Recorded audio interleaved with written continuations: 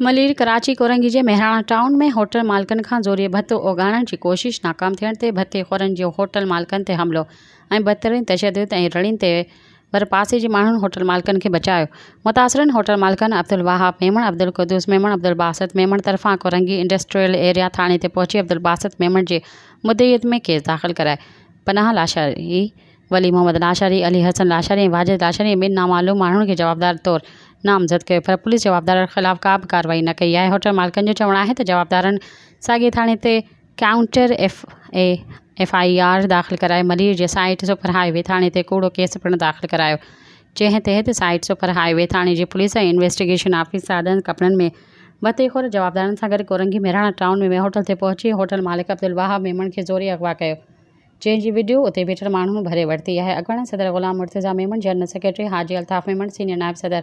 ज़ाहिद हुसैन मेमण, फरहान मेमण ऐं ॿियनि मुतालबो कयो त Korangi site super highway Malir जे SHOs ख़िलाफ़